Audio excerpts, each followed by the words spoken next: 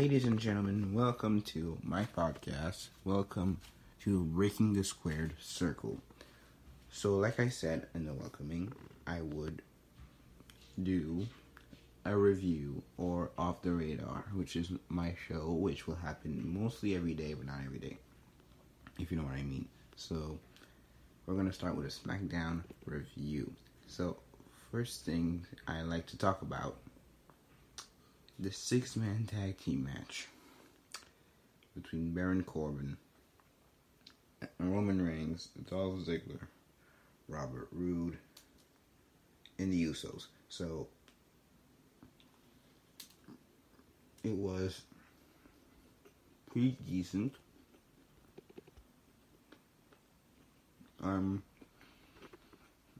This to me was like every other 6-man tag team match. Nothing interesting or catchy to it. Oh well, I wish I cared. To be honest, man, I've said my dues on King Corbin. If they want him to be relevant, they should give him a title shot following his King of the Ring, which would be championship match of his choosing.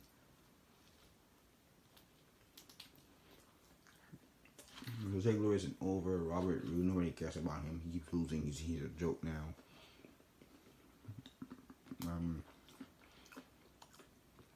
So let me just tell you guys how the match went. During the match, Jimmy Uso tweaked his knee. Now I don't know if this is a real injury. I hope it isn't, but because they just came back, but I know he came back after the match, so that's good.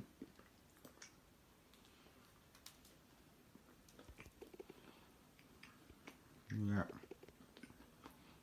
Here's more details how the match went. Now, Roman Reigns and Jey Uso were now. This was basically now a 3-on-2. As I said, Roman Reigns came to isolate Ziggler from his teammates, so Robert Roode and Baron Corbin. And eventually, Ziggler did tag. When Ziggler did tag, he tagged in Corbin. Corbin hit a deep 6 on Jey Uso, if I'm correct, for a near fall. So that was that. It was a hot tag. There was a hot tag to Roman Reigns. When Roman Reigns came in as this babyface comeback on that thing, and he started striking Corbin all over the place, and then eventually Jey Uso got in the mix, and you guys know what happened then. And they let Jey recover. It was basically some kind of everybody goes in and hurts themselves kind of match. I thought personally this match lasted longer than it was supposed to be. I didn't enjoy this match. I don't enjoy the storyline, and another line, it's ridiculous and it's stupid, and this show to me did not deliver, but I'll tell you why eventually later on in this review. So the Usos delivered a splash on Robert Roode to secure the win, so Roman Reigns, the Usos win. Next, it was Lacey Evans. Michael Cole interviewing Lacey Evans. Now, this storyline between Lacey Evans and Bayley Sasha Banks, it's not bad, but it's not anything interesting.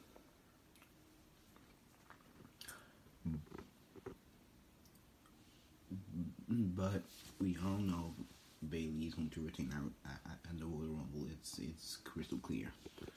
So yeah.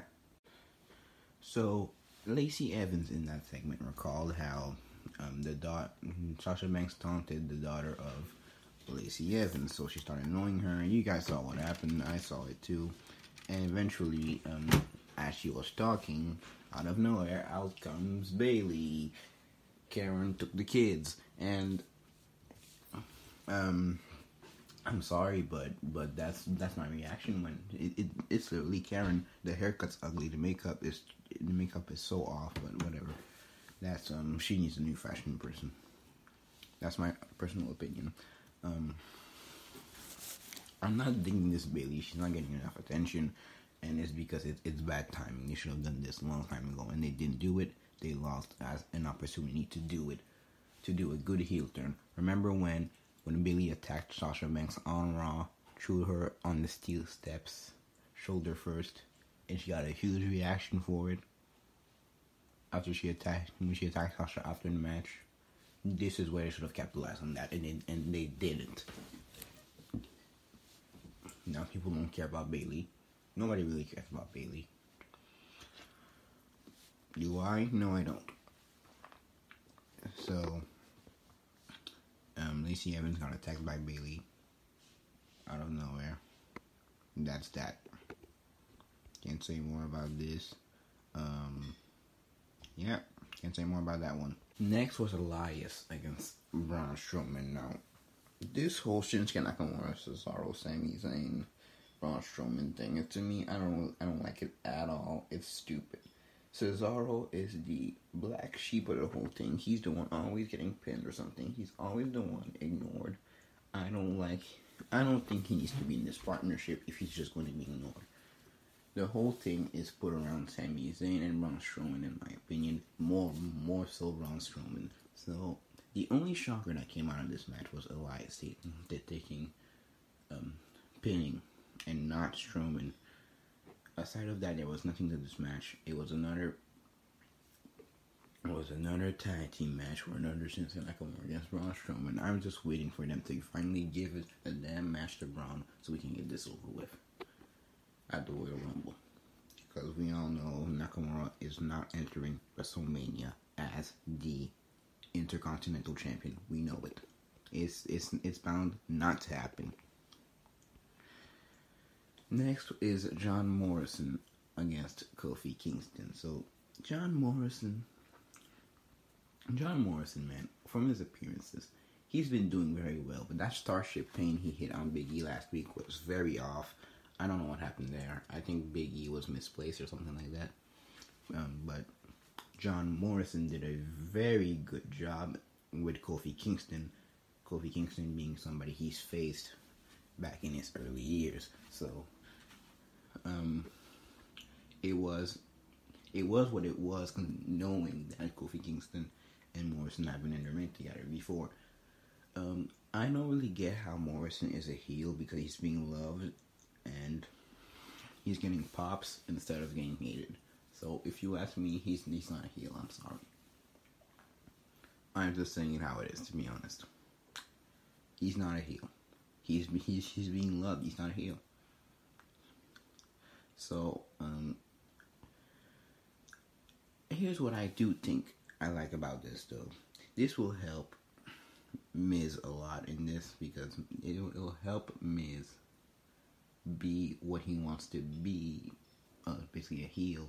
It'll help Miz grow more character because at the moment people don't really know how to react with the Miz, I feel like. So this will kind of help the Miz grow in the heel character, but it really needs to click for John Morrison at the moment because if they want to push this heel factor, I don't think it's working at the moment. So John Morrison controlled half this match. He controlled the first half, locking Kofi Kingston into a Boston Crab towards the arrival from the commercial break, the many commercial breaks these stupid shows have, and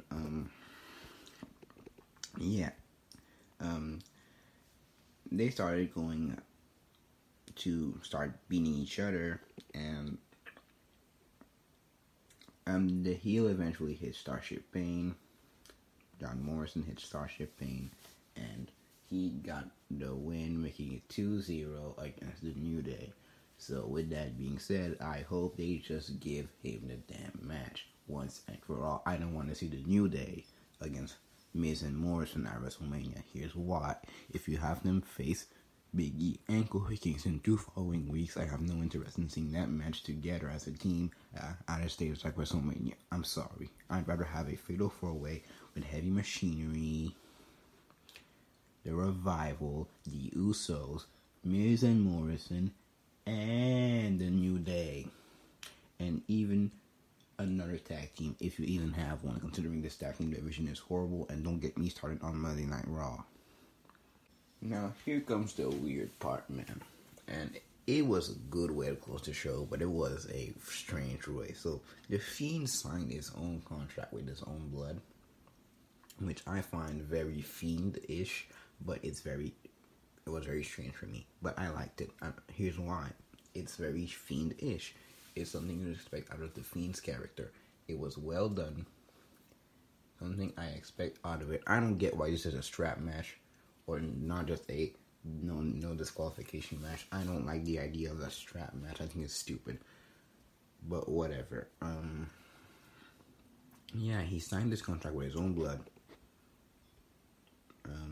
Then he took the strap that the Fiend had a strap with him, and he hit a mandible claw on Daniel Bryan and left him unconscious down to the ring, and SmackDown closed out. This show was very, like every week, mediocre or bad for some people. I thought this was mediocre. It had good parts, but it didn't have fantastic parts. It didn't have great parts. Just good parts. There's a difference between good, fantastic, and great. And this was very good. This was good to mediocre. To me, it's mediocre, and some people say it's good. So that's the SmackDown review for you. I genuinely thought this was rather, I guess, quite, in a sense or so, this SmackDown was kind of boring. It was far better than last week's. Last week was very boring, very dull. Nothing interesting happened there. To a shocker, we didn't see no Mandy and Otis, which is a kind of point. It was kind of a down on this SmackDown episode. But yeah, this was the go home show too. This was the actual go home show for SmackDown to the Royal Rumble. I don't call these the go home shows. The Raw one was bad too, and this one isn't really a go home show either. So I don't know what they're gonna do at the Royal Rumble. I think putting Morrison in the Royal Rumble is idiotic with what they're doing. Like, they announced half the Royal Rumble entrance. There's only 3 spots left in the Royal Rumble. In the men's Royal Rumble. Whatever. I've grown tired of this company, honestly. They've done too many mistakes, but they keep redoing them, and we all know who's the one doing them is Neil, man. Anyways, thank you for watching. Please subscribe if you haven't yet. We're available on Spotify, Google Podcasts, Deezer, if that's even the name, or whatever you want to call it. Do what you want. Just please subscribe, and don't forget to leave a like. If there even is a button for a like, I don't know. But yeah, and leave us support. I am Wrestling Emperor from Instagram, and you do not want to miss our next episodes. Thank you, and I'll see you next time.